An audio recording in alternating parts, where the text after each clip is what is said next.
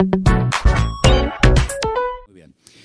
Bueno, vamos a pasar directamente a la palabra. Se leía esta tarde en Mateo capítulo 24, el capítulo de la enseñanza escatológica o profética del Señor Jesús, capítulo que yo creo que deberíamos de leer, y lo digo en serio, como mínimo una vez a la semana.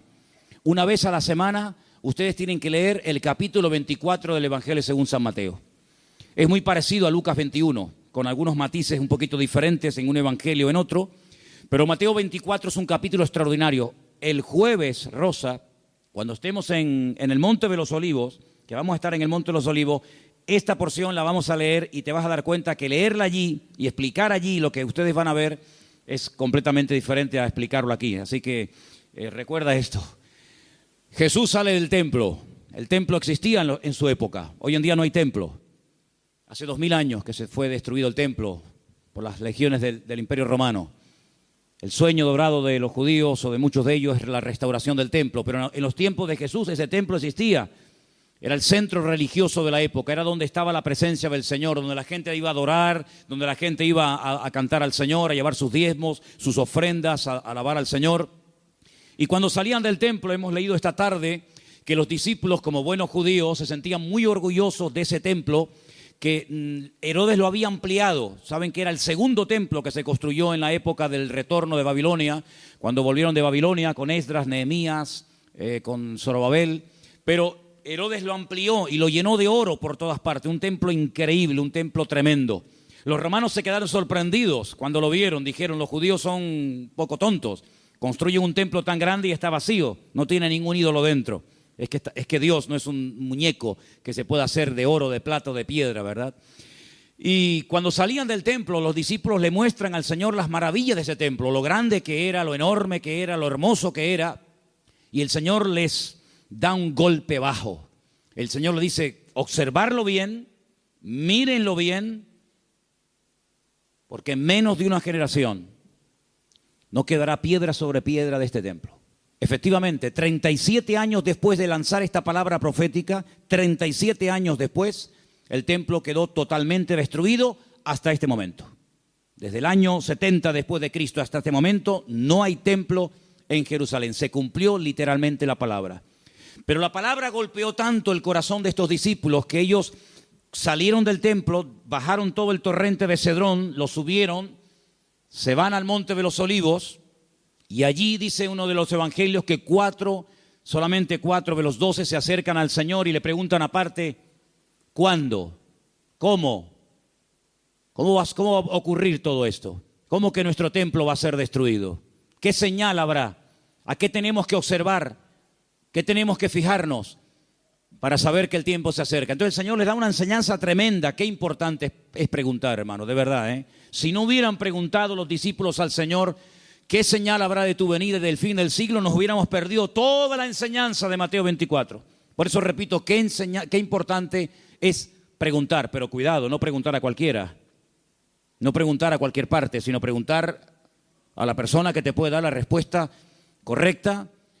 Porque una de las señales que el Señor dice en este capítulo, y es algo que yo quiero en esta tarde hablar, es que tenemos que estar preparados porque una de las muchas señales de los últimos tiempos va a ser la proliferación de falsas doctrinas. Dice la Biblia, lo leíamos el jueves, que algunos llegarán hasta escuchar. Dice el Espíritu claramente que en los postreros días algunos apostatarán de la fe y escucharán a espíritus engañadores y ahí da una enseñanza tremenda. Entonces, una de las señales de los últimos tiempos es que se enseñarán cosas extrañas. Por eso yo vengo ya semanas hablando y quiero volver otra vez a repetir, no porque no tenga otras cosas que decir, sino porque considero que hay que repetir las cosas que se enseñan y más cuando son de vital importancia. Y es que tenemos que orar y tenemos que estudiar la palabra para que tengamos una fe sana. Una fe sana, término que por cierto aparece en Tito capítulo 2, donde el apóstol Pablo dice, oye, tenemos que tener una sana doctrina, pero también tenemos que tener una fe sana. Cuidado, que hay gente que tiene una fe muy rara, ¿eh? Hay cristianos que cuando los oyes hablar, dice, sí, tiene fe, pero es una fe un tanto rara, un tanto extraña, una fe mística. Yo puse unos ejemplos unas semanas atrás, no sé cuántos de ustedes lo recordarán, cuando algunos discípulos dijeron al Señor, Señor, no nos quisieron recibir. No nos han dado la bienvenida. ¿Tú quieres que oremos para que caiga fuego del cielo y lo destruya? Si dice, alto, ¿qué estáis diciendo? ¿Estáis locos? Tenían fe, pero cuidado. La fe no es para destruir. La fe no es para hacer daño. La fe no es para orar para que caiga fuego del cielo. Dice, ustedes no saben bajo qué espíritu, bajo qué influencia espiritual están ustedes hablando. Que no. El apóstol Pablo, ¿os acordáis? Le decía a Timoteo, la fe que ahora tienes es una fe no fingida, es una fe sincera. Explicaba este término en Italia, sincera, ¿no? O sea que cuando traían los bloques de mármol, los mármol de Carrara, y comenzaban a construir los templos, las catedrales y los edificios, algunos de esos bloques de mármol venían con imperfecciones, venían con agujeritos, y claro, se veía feo. Cuando es un bloque no, pero cuando son tantos, entonces los rellenaban con cera, y parecía como que no había ningún defecto. Pero cuando daba el sol con fuerza contra aquellos bloques, se derretía la cera y se veía horrible. Decían, manden bloques sin cera, manden bloques sin cera, para que después cuando salga el sol no se quede esto de una forma tan fea y de tan mal aspecto, ¿no? Entonces el apóstol Pablo decía a Timoteo, la fe que tienes no es una fe fingida, no es una fe de máscara, como dice otras versiones, es una fe que primeramente habitó en tu abuela Loida. Y después la tuvo tu madre, Eunice, y ahora la tienes tú. Entonces tenemos que preguntarnos de vez en cuando en qué estamos basando nuestra fe. ¿En emociones? ¿En sentimientos? ¿En sueños? ¿En experiencias? ¿O en la palabra de Dios? Yo me quedo sorprendido, muy sorprendido, porque de toda la vida hemos sido conocidos como el pueblo del libro. El pueblo del libro. Yo me acuerdo que un sacerdote en el huerto de Getsemaní, que es un sacerdote sevillano, cuando me vio con la Biblia bajo el brazo me dice, tú eres de los evangélicos, ¿no? Porque ustedes siempre están con la Biblia en la mano. A mí me echó un piropo tremendo. Si pensaba que me iba a ofender, es todo lo contrario. Efectivamente, hemos sido conocidos y hay de nosotros que nos dejen de conocer por dejar de utilizar el libro, las Sagradas Escrituras, ¿verdad? Pero hay un desapego últimamente tremendo. Claro, se ha metido la gente en el mundo del internet y se ha metido en los cultos a distancia y se ha metido por aquí y por allá, que han entrado en las iglesias cosas pero muy, muy raras, muy extrañas. El jueves les conté algunas cosas que he visto ahora. He visto allí en Milán, donde he estado ahora mismo. Creyentes que están asustados, creyentes que si la maldición, que si... Pero vamos a ver, hermanos, pero dice la Biblia que somos más que vencedores, que mayor es el que está en nosotros que el que viene contra nosotros. Creyentes que solamente desde que yo conocí ahora un matrimonio de hermanos de Ecuador que llevaban más de 10 años en esa congregación y dice, hermano, nos ha impactado mucho cómo usted la palabra. Y le digo, bueno, es que yo predico de la palabra. Y dice, es que yo hace años que no escucho un mensaje de la palabra. Digo, bueno, ¿y usted qué escucha entonces? Pues dinero, pide, y dame. Digo, pero eso no es evangelio. Eso no es el evangelio. Yo no sé de dónde se han sacado esas enseñanzas. Hay predicadores que solamente tienen un tema monográfico, solamente saben pedir y no hablan de Cristo, no hablan del amor, no hablan del infierno, no hablan de la ira de Dios, no hablan del cielo, no hablan de la salvación. No, solamente tienen una obsesión y claro, prosperan, pero ellos, los demás no, solamente prosperan ellos. Y se autofinancian con su don y se pegan la gran vida asustando y manipulando y tergiversando la escritura. Y esto hay que denunciarlo. Ya está bien de hacer el tonto, ya está bien de decir, bueno, es que son siervos de Dios. No son siervos de Dios. Ellos se llaman siervos de Dios, pero la mayoría de ellos utilizan el púlpito para pegarse la gran vida y lo último que hacen es predicar la palabra, cosa que deberían de haber hecho siempre toda su vida. Y una de las cosas que tenemos que tener bien claro en los últimos tiempos es que van a proliferar falsas enseñanzas y falsas doctrinas. Y los sobreénfasis, qué peligrosos son los sobreénfasis, hermano. Déjeme que me explique. Tenemos que predicar todo el consejo de Dios. ¿Cuántos dicen amén? Toda la palabra de Dios. No podemos estar todos los días comiendo espagueti por la mañana, espagueti por la noche, Pero hermano, está bien, a mí me gusta la pasta, pero de 365 días comiendo lo mismo. Pues cuánta gente, hermanos, solamente saben un tema y lo sacan de ese tema y no saben nada. Que si el dinero, que si las profecías. ¿Sabe cuánta gente, hermano, van a las congregaciones para que alguien ore por usted y le den una palabra y le den una profecía? Mire, me leí hace unos días la biografía de la señora White. Madre mía, pero es un disparate. Una señora que dice que llegó a tener 2000 visiones y sueños proféticos. 2000. Y cuando murió, dejó más de 70 libros. Los disparates que esa señora enseñó. Claro, le dan un sobreénfasis ¿a qué? Al día de reposo. Sí, pero es que espérate un momento, es que la Biblia no solamente el día de reposo. Hay otras muchas cosas. Si te crees que porque guardas esto y no cumples con todo lo demás, te vas a salvar, te equivocas, amigo. Es como las iglesias que están todo el día hablan lengua, y venga a hablar en lengua, y venga lengua, y venga profecía, y venga a hablar en lengua. Pero hijo, vamos a ver. El apóstol Pablo decía, y si alguien entra en una iglesia y ve a todo el mundo hablando en lengua, ¿qué van a decir? A ver, dígalo usted. ¿Usted qué diría? ¿Que están locos? Pero ¿cuántas iglesias son así? ¿Cuántas iglesias son así que parecen locos? Yo fui hace muchos años a una congregación en Las Palmas. Y bueno, yo estaba predicando y en medio de la predicación se levantaba la gente, se caían ahí al suelo y empezaban a gritar y a revolcarse. Y yo decía, ¿qué le pasa a esta gente? Entonces yo miré al pastor que estaba allí y le digo, ¿qué le pasa? Dice, no, es el poder de Dios. Digo, ¿cómo es el poder de Dios? Pues si está haciendo el perro. Estaba haciendo el perro. Y el otro en la esquina poniendo un huevo. Digo, ¿pero qué poder de Dios? La Biblia dice en Romanos 12 que el Señor es nuestro culto racional.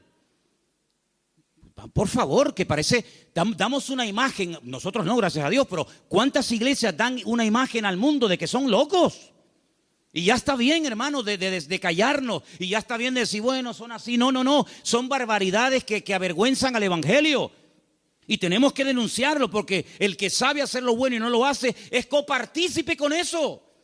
No les contaba el jueves que acabo de conocer ahora a un pastor en Milán que se tira en la plataforma cuando llega el momento de la ofrenda y le dice a la gente que lo tienen que tapar con dinero. ¿Pero cómo? Sí. Él dice, no, mira, aquí todavía se me ve algo de tela, tienen que tapármelo. Increíble. Un pastor que la congregación un día le regaló un coche, cogieron una ofrenda en la congregación, le regalan un coche al pastor y a los 2 días se sube al púlpito y dice, hermano, Dios me ha dicho, mentira, Dios no dijo nada, eso es falso. Pero él dice, Dios me ha dicho que este no era el coche que ustedes tenían que regalarme, era uno más grande y superior. Y la gente tan tonta va, lo cambian y le compra uno más grande. Y yo le decía, pero ¿ustedes qué hacen allá adentro? ¿Por qué no se le va a hablar, salgan corriendo? Eso no es iglesia, eso no es nada, eso es un circo. Eso es una vergüenza para el evangelio. Es que tenemos miedo, porque nos ha dicho que si nos vamos se nos va el espíritu y se nos va la bendición. Digo, hágame el favor. Oye, que a mí nunca me ha tocado la breva de caer en una iglesia de estas, ¿eh? A mí nunca me ha tocado una breva de estas. Siempre, de verdad, a mí me toca una iglesia de estas y es que me voy al Antiguo Testamento con la espada y el arco. Increíble, hermanos. Entonces tenemos que retornar a la palabra de Dios es nuestra base. No podemos entrar en locuras, en disparates. Todo lo que usted pueda pensar, soñar, sentir o lo que sea, si no va de acuerdo 100% con la palabra, no es de Dios. La palabra de Dios es la base, es el fundamento de nuestra fe. Y no necesitamos nada más que la palabra y nuestra experiencia, nuestra relación con el Señor. Yo creo que algunas personas no han terminado de descubrir lo que significa enamorarse del Señor y enamorarse de la palabra. Por eso buscan fuera, porque cuando un hombre está enamorado de su mujer no tiene que buscar otra. Y cuando una mujer está enamorada de su marido no se le van los ojos detrás de otro. Cuando usted está enamorado de Cristo no le tienta nada ni nadie, porque usted sabe en quién ha creído. Y a mí me da la impresión de que hay mucha gente hoy en día en las iglesias que son religiosos, pero no han nacido de nuevo, porque la persona que nace de nuevo no hace estas barbaridades, porque ofende al Señor.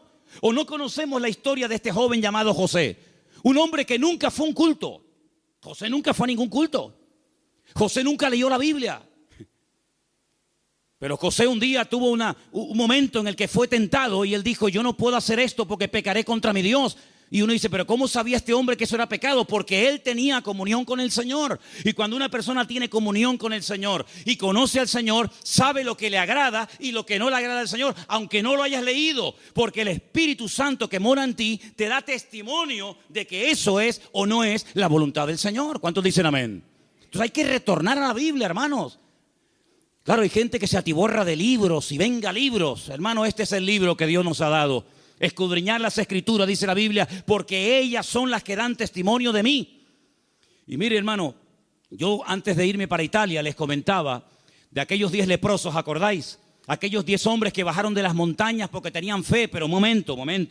Yo les dije a ustedes y espero que no hayan olvidado esa enseñanza, porque para mí es de vital importancia. Ellos tenían fe. Por eso bajaron de la montaña. Ellos tenían fe, por eso clamaron al Señor. Pero el Señor no los sanó así instantáneamente, sino que el Señor les dijo, id y mostraos a los sacerdotes. Ellos no sintieron nada, ellos no vieron nada, ellos seguían estando leprosos, pero ellos en obediencia se ponen a caminar y mientras caminan, automáticamente se produjo el milagro. Por eso, ¿se acuerdan cuando yo les dije que fe más obediencia es igual a la bendición de Dios? Por eso hay gente que tiene fe, pero no crecen, no maduran, porque es una fe a veces extraña, envenenada, contaminada, porque han estado en tantos sitios que, permítame la expresión, tienen un potaje en la cabeza. Pero cuando usted conoce al Señor y a su palabra, y usted tiene una fe sana, bien encaminada en las cosas del Señor, usted sabe que la fe, si no tiene obras, y la fe si no obedece al Señor, no sirve de nada. ¿Cómo usted va a pretender con la fe que tiene viviendo en desorden, sin poner en práctica los mandamientos del Señor? Que Dios le bendiga. Primeramente tendrá que ponerse en orden para que el Señor pueda hacer maravillas en su vida. ¿Y cuántos creyentes en las iglesias son una cosa aquí y fuera son otra? Sí, tienen fe, pero el testimonio que dan es pésimo.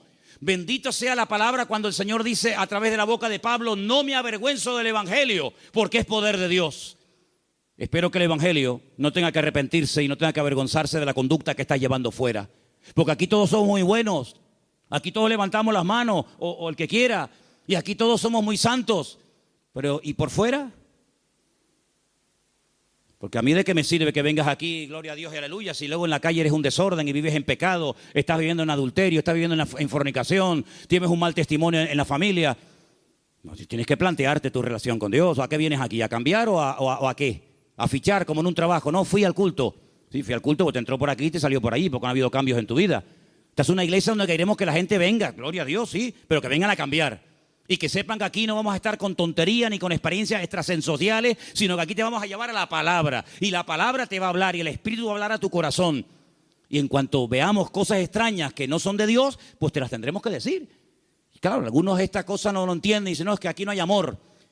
Bueno, si usted entiende el amor, que le vamos a decir lo que usted quiere oír, evidentemente aquí no lo va a encontrar. Aquí le vamos a decir lo que dice la palabra. Y los que estamos, los que vienen, se adaptan a lo que hay, y si no, pues que el Señor le bendiga y que le lleve a otra iglesia. Pero aquí no vamos a ceder ni un milímetro por agradar los oídos, por tener mucha gente, porque si tener mucha gente significa bajar el listón de la santidad de Dios, amigo, hasta ahí hemos llegado. La palabra dice que sin santidad nadie verá al Señor. Me da igual si es fulanito de tal, don fulano de tal. Sin santidad nadie verá al Señor. Es que yo canto, que me da igual. El diablo canta mejor que nosotros. Sin santidad nadie verá al Señor. ¿Qué es santidad? Vivir como Dios manda. Es que yo no quiero vivir como Dios manda. Pues a ver lo que haces. A ver lo que haces. Porque tarde o temprano te vas a sentir confrontado con la palabra. Claro, la carne siempre te va a decir que no pasa nada. ¿No se lo dijo Satanás a Eva? ¿Qué le dijo Satanás a Eva? ¿Por qué no comes? Y dice, porque Dios me ha dicho que si como muero. ¿Y qué le dijo Satanás? No, que eso no es así. Tú no vas a morir, come para que veas. Y le creyó al diablo. ¿Y cuántas veces creemos que Dios está equivocado, que es injusto con nosotros, cuando la palabra del Señor nos dice que en los últimos tiempos el enemigo va a ser tan sutil que muchas veces le va a permitir a la gente tener esa falsa seguridad de creer que estoy en desorden y en pecado, pero Dios me va a bendecir igual? No, mi amigo. Las consecuencias tarde o temprano de una vida en desorden son terribles, porque la paga del pecado ha sido y es y será siempre la muerte. ¿Cuántos dicen amén? Hay tres cosas que tenemos que tener claro a estas alturas. Primero, ¿a qué nos ha llamado el Señor? ¿A qué nos ha llamado el Señor? ¿Tú sabes la tranquilidad que tú tienes en tu corazón cuando tú sabes a lo que te ha llamado y a lo que no te ha llamado el Señor? No tienes que estar imitando a nadie. No tienes que viajar por el mundo entero buscando el sistema, el método en Colombia, en Venezuela, en Cuba, en Puerto Rico, en Toronto. Yo no tengo que ir a ninguna parte. Lo que dice la Biblia, entra en tu aposento y tu Padre que te ve en lo secreto te recompensará en público. Claro, es más fácil coger un avión y irte a Corea, a ver lo que hacen los coreanos. Es mucho más fácil coger un avión y pagarte el pasaje como Jonás, que preferiría pagar el pasaje, ¿verdad? Y mantener la rebeldía que dar marcha atrás. Es mucho más fácil coger un avión y decir, a ver, una iglesia que esté creciendo mucho, a Nigeria, ahí nos vamos todos. Ahora a Pensacola, ahora a Toronto, ahora... Hermanos, a donde tenemos que ir, dice el Señor, venid a mí los trabajados y cargados, que yo os haré descansar. ¿Cuántos dicen amén? Entonces, tener claro a lo que nos ha llamado el Señor y a lo que no nos ha llamado. No hay una iglesia 100% completa. Yo les digo, esta iglesia no es completa. Tenemos muchas carencias. No somos una iglesia fuerte en misiones. No tenemos misioneros ahora mismo en el mundo. Tenemos un montón de carencias. Pero creemos que hay un área en la que el Señor nos puede utilizar. Pero hermanos, hay congregaciones que pretenden hacerlo todo. Lo entienden todo, lo saben todo. Y la Biblia nos enseña que somos un cuerpo y que nos necesitamos los unos de los otros. Y capaz que lo que el Señor nos ha dado, tal vez no lo tenga el hermano de la esquina, pero el hermano de la esquina seguro que Dios le ha dotado con algo que nos hace falta a nosotros. Y así nos complementamos y trabajamos en el mismo sentir, en un cuerpo en el Señor. ¿Cuántos dicen amén? Nuestra identidad, ay hermano, la identidad. Esto es algo que trae de cabeza a miles de personas. Porque la gente tiene que tener una identidad. Y si no la encuentran en la casa, la va a encontrar en el fútbol. Y si no, en cualquier otro lado. ¿Nuestra identidad? ¿De dónde viene nuestra identidad? Nuestra identidad viene de Cristo. Nuestra identidad viene del Señor. Yo no tengo que ponerme ahora todo el cuerpo lleno de tatuajes para sentirme, digamos, querido y respetado por un cierto sector de la sociedad. No. ¿Sabes qué? Yo he sido aceptado por Cristo tal y como soy, con mis defectos, con mis virtudes y con mis debilidades. ¿Cuántos dicen amén? Ahora, si usted tiene complejos, si usted no se termina de aceptar a sí mismo, pues usted no va a crecer y usted no va a madurar hasta que tú no le des gracias a Dios por el cuerpo que tienes y le digas gracias, Señor, porque tú me hiciste así. Usted no va a poder disfrutar de la vida. Su identidad tiene que venir de la fuente. ¿Y cuál es la fuente de la que bebemos? Nuestro Señor Jesucristo. Eso nos ayuda a descubrir nuestras limitaciones. Eso nos ayuda a saber lo que tenemos y lo que no tenemos. ¿Han oído el pasaje del libro de los Hechos cuando dice la Biblia que a la hora de la oración subían Pedro y Juan al templo a orar y dice que había ahí un mendigo que les pidió limosna? Lo conocéis, ¿verdad? Conocido. ¿Qué le dijo Pedro al paralítico? No tengo. ¿Qué? Fíjate tú, un hombre que con la sombra sanaba a los enfermos. Un hombre que oró por muertos y los resucitó. Un hombre que caminó por encima de las aguas. Un hombre que un día fue a pescar, le abrió la boca al pez y sacó una moneda dentro. ¿Te imaginas que nos pase eso a nosotros? Un hombre que vio milagros del Señor y dice, no tengo ni plata ni oro. ¿Tú te imaginas que ese hombre fuera un predicador hoy en día? ¿Sería multimillonario? Si muchos son unos mequetrefes que no saben ni hablar en público y viven a cuerpo de rey, tú imagínate un predicador hoy en día que tuviera el currículum que tenía Pedro. Sería algo increíble. Pedro dijo, no tengo ni plata ni oro, pero tengo algo que ni con todo el oro del mundo puedes comprar. Y le dijo al hombre con toda la autoridad, porque sabía lo que tenía. Porque cuando uno sabe lo que tiene, se mueve con autoridad. Y cuando no sabes que tienes eso, pues mejor estate quieto. En el nombre de Jesucristo, levántate y camina. Y el Señor hizo un milagro tremendo. Entonces las iglesias, los creyentes hoy en día, tenemos que saber a lo que Dios nos ha llamado. Tenemos que saber lo que tenemos y lo que no tenemos. Y darle gracias al Señor, porque Dios con nosotros ha sido tremendamente fiel. Y a unos le da 30, a otros le da 60, a otros le da 100. Y cada uno tiene que saber moverse en el área donde Dios lo ha puesto. ¿Cuántos dicen amén? Pero no escondas, como decía Pierre hace un rato, no escondas el talento bajo tierra. Porque hay gente que a lo mejor tiene un talento pero no lo usan. Y yo conozco muchos creyentes que no están usando lo que Dios les ha dado. No lo están usando. Están más preocupados en conseguir un buen trabajo que en servir a Dios.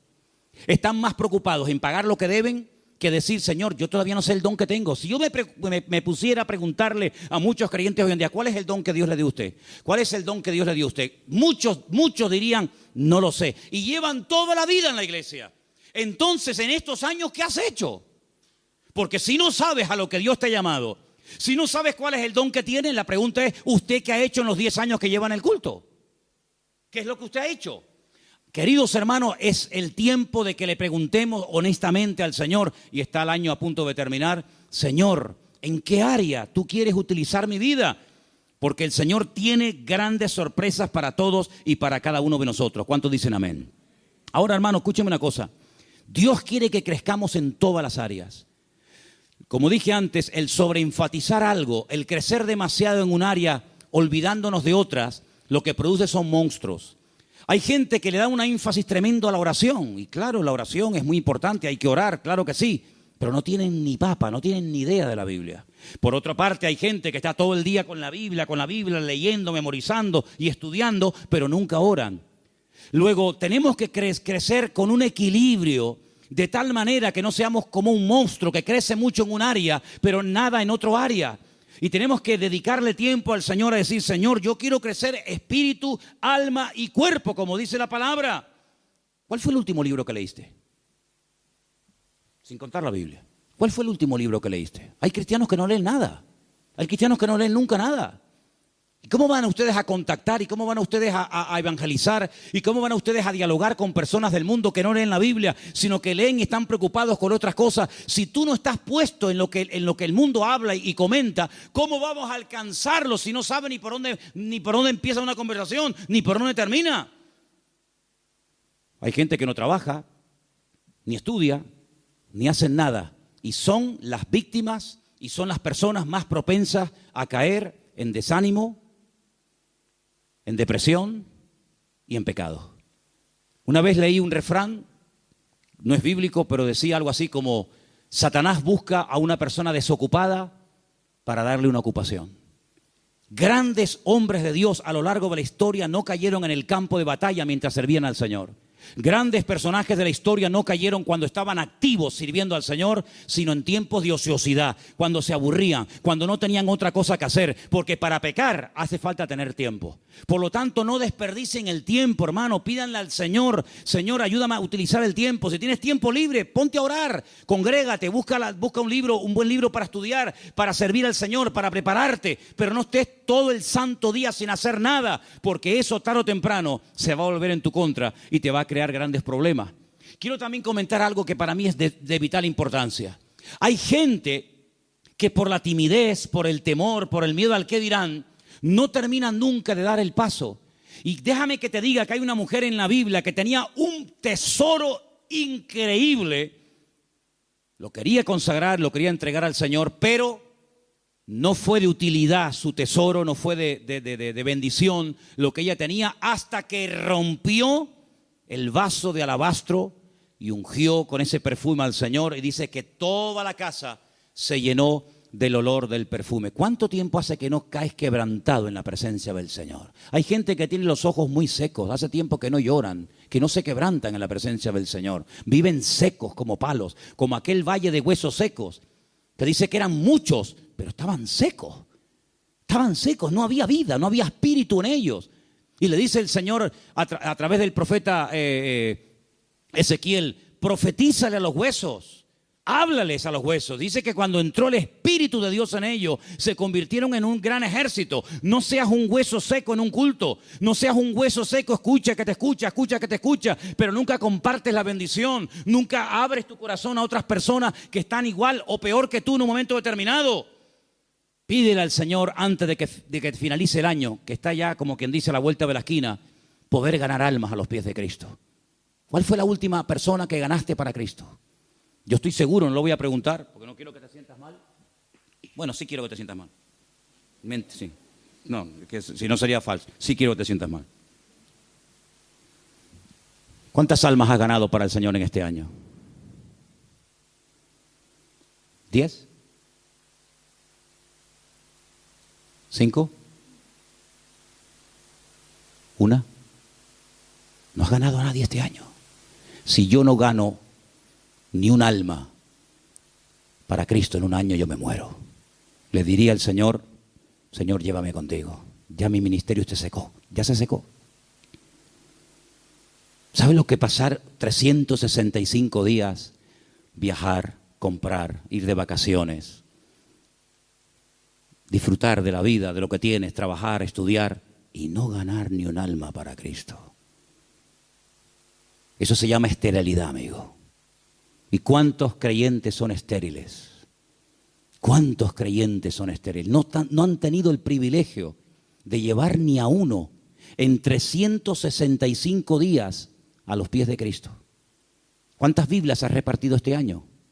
¿50? ¿25? ¿10? ¿Ninguna? ¿Cuántos folletos has repartido este año para invitar a alguien a un culto? Hablarle del Señor. Esa es nuestra realidad. Esa es la realidad del pueblo de Dios. Por eso cuando me dicen, hermano, ¿por qué hoy en día no hay tantos milagros como hace 2000 años? Es que es normal. Porque el nivel de consagración y de compromiso del creyente del siglo XXI no tiene nada que ver con el creyente de los primeros siglos de la era cristiana. Aquella gente vivía para y por Cristo. Estaban obsesionados con el Señor. Hoy en día es muy, muy, muy difícil encontrar a uno en una iglesia que tenga las ideas claras, que dedique tiempo a la semana, 1 hora a la semana, un par de horas a la semana, para decir, ahora no voy a trabajar, no voy a ni móviles, ni internet, ni nada, sino voy a salir a la calle a ver si el Señor me pone a alguien en el camino, voy a evangelizar a un chico en el parque, a una señora que esté por ahí caminando. Es muy difícil encontrar a jóvenes, incluso hoy en día, obsesionados por Cristo. Yo le decía hace poco a un pastor, en mi época, cuando yo me convertí al Señor, todos los jóvenes en mi iglesia solamente queríamos una cosa, ir a la escuela bíblica, prepararnos y servir al Señor. Esa era la obsesión. Llegamos a ser hasta criticados. Algunos de la congregación decían, pero ¿ahora qué pasa? ¿Que todo el mundo se quiere ir al seminario y prepararse para servir al Señor? Hasta recibimos crítica en aquellos tiempos. Y en aquellos años surgieron un montón de pastores que hasta el día de hoy, son los que están. Pero pastores que ya tenemos 50 y pico años largos, porque te hablo hace ya 30 y tantos años atrás. Bueno, pues 35 años han pasado desde que yo estoy sirviendo al Señor y yo no he visto que ese deseo de servir al Señor a tiempo completo, como misionero, como pastor, como evangelista, como lo que sea, se ha ido diluyendo, se ha ido perdiendo. Y tú puedes observar hoy en día en los púlpitos que los pastores pues ya tienen de 50 años para arriba, si no más. Dime qué pastor hay, nómbrame 10 pastores en Tenerife que tengan 21 años como yo fui el primer pastor. Bueno, yo fui pastor con 19, pero dime 5 pastores en Tenerife que tengan 20 años y que sean pastores en este momento con 20 años. Ni uno. En mi época todos teníamos esa edad. Empezamos con 19, 20, 21 años hasta ahora. Tenemos que recuperar tantas y tantas cosas. En mi época no había la mayoría de las cosas que hay hoy en día. En mi época no había WhatsApp, no había internet, no había páginas web. Los cultos eran muy sencillitos, eran muy normales, no había tanta parafernalia de sonido. Parece que hoy en día la puesta en escena tiene que tener esto y aquello, porque parece que si no, el culto como que no fluye. En aquella época una guitarra española, pum, a la calle, encima de un banco, orábamos, venía la gente, estaba el Señor, una sencillez tremenda. Eso tenemos que volver a recuperarlo, porque nosotros estamos en este mundo, ¿para qué? ¿Para qué estás tú en este mundo? Y dime, ¿para qué estás? Para llegar a una edad y decir, bueno, yo ya tengo mi casita, mis mueblecitos, mi paguita. Qué vida tan triste, perdóname. Qué vida tan triste. Estar esperando a yo jubilarme, para estar ahí esperando a la muerte. Este verano, cuando hice a un pueblo, había 3 personas en el pueblo. 3 personas en un pueblo, allí arriba, en los cañones del Sil, en Galicia. Cuando llegué, hablé con esos 3 viejitos y le digo, ¿qué tal? ¿Cómo están? Los 3 al momento me dijeron, aquí estamos esperando la muerte. Digo, ostras. Yo déjame dar un paso atrás, no sea que me pase a mí algo también. Dice, los jóvenes se han ido todos. Los jóvenes del pueblo se fueron. Y aquí estamos esperando a la muerte. Digo, madre mía, pero qué futuro de vida. Que le puede venir dentro de 6 meses, dentro de un año, dentro de yo qué sé cuánto. ¿Y tú qué estás esperando? Si tú pudieras hoy tocar un botón y apretando ese botón consiguieras lo que tú tanto quieres tener en la vida, ¿qué sería lo que tú más anhelas tener?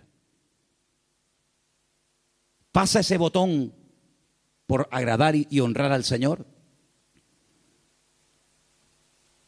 Yo quiero que en esta noche nos hagamos estas preguntas, hermanos. ¿Qué estamos haciendo con nuestras vidas? ¿Qué estamos haciendo con nuestra vida? ¿Sabes? Hace unos días pensaba lo mismo que llevo años pensando. Se nos ha ido otra vez el año. Hoy es 20, ¿no? 20 de noviembre. Pero sí que parece que el otro día estábamos en el retiro con el pastor Antonio en el Puerto de la Cruz. Y yo me acuerdo que el otro día tuvimos el retiro donde hablábamos de Amalek. ¿Se acuerdan? Pues ¿cómo puedes pasar tanto tiempo? Y el campamento de jóvenes ya pasó. Y las vacaciones de verano se fueron. Otro invierno más. Y ahora, este mes, así, volando, llega diciembre y otro año más. Hermanos, algo tiene que cambiar en nuestras vidas. Te tienes que replantear tu tiempo, tu vida, tu juventud, tu matrimonio, tu familia de una forma diferente. Tú no puedes ser un parásito en una iglesia. Tú no puedes ser una persona ahí sentada 1 año, 2 años, 4 años, 5 años, 10 años, 30 años. Uy, se murió el hermano. Señor, toma, te lo mandamos, otro para arriba. No, hermano. Sea una oveja productiva. Involúcrese en las cosas del Señor. Tenga ilusión por las cosas del Señor. Y yo creo que si nosotros verdaderamente buscamos al Señor de todo corazón, hay tantas cosas que podemos hacer todavía para el Señor. Yo, hermano, yo tengo más ganas de servir al Señor que nunca. Pero yo no quiero que esta iglesia sea un freno para mi vida. Yo no quiero que esta iglesia se convierta en un tapón para mí. Yo tengo mucho más visión que estar aquí. Y yo estoy plenamente convencido de que el mundo, no Tenerife, el mundo nos está esperando. Y el Señor tiene gente aquí que puede utilizar de una forma tremenda. Pero somos nosotros los que tenemos que decir, Señor, cuenta conmigo. Porque quiero terminar diciendo algo. La noche que el Señor Jesucristo sabía que iba a ser entregado, dijo algo tremendo. Dijo, Padre, pasa de mí esta copa. Mas no se haga mi voluntad, sino la tuya. ¿Y saben cuál era la voluntad del Padre en ese momento? Que lo mataran. Es increíble. El año que viene va a ser un año muy interesante. Créanme, va a ser un año tan interesante. Porque ya empezaron los dolores de parto, pero los dolores de parto no duran siempre. No, hermana, yo no entiendo mucho de esto, yo nunca he parido, ¿no? Pero más o menos hablo de la teoría. Los dolores de parto están ahí, pero llega un momento que se acabó el dolor, nace el chiquillo y ya está. Bien. Llevamos años con dolores de parto. Europa ya lleva años en dolores de parto. España ni te cuento. España yo creo que le van a tener que hacer una cesárea dentro de poco. Porque no hay forma de que salga el chiquillo, ¿vale? Estamos con dolores de parto hace mucho tiempo. El año que viene van a salir muchas cosas, van a parir muchas cosas que se han ahí retenido con dolor. Bien. Estoy recibiendo llamadas de Estados Unidos.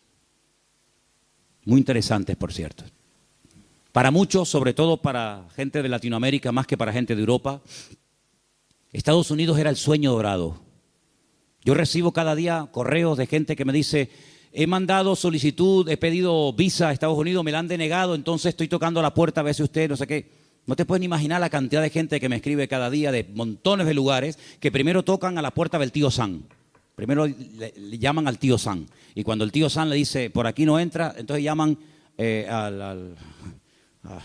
yo qué sé, a Don Quijote de la Mancha y Sancho Panza, ¿no? Por ejemplo, por un ejemplo. Vean. ¿Cómo van a reaccionar todos aquellos creyentes que se fueron a Estados Unidos creyendo que era el paraíso terrenal? Cuando el señor Trump les diga, usted, y usted, y usted, fuera de aquí. Ay, amigo. A mí se me han abierto muchísimas puertas en Estados Unidos. Me he negado rotundamente a ir. Porque mi confianza y mi refugio no está en América, mi refugio está en Dios. Ahí está mi confianza. Y el libro de Proverbios dice, más vale bocado seco y en paz. ¿Eso qué? Un cacho de pan, pero con la bendición de Dios. ¿Se puede tener un trozo de pan con la bendición de Dios? Sí, claro. ¿Y se puede tener abundancia sin la bendición de Dios? Tan claro, por supuesto. ¿Qué te crees? ¿Que toda abundancia viene del cielo? Ay, amigo. ¿La bendición que es solamente tener o la bendición pasa por ser? Cuidado con eso.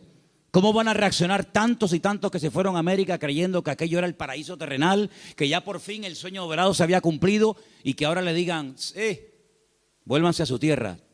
Ay, amigo.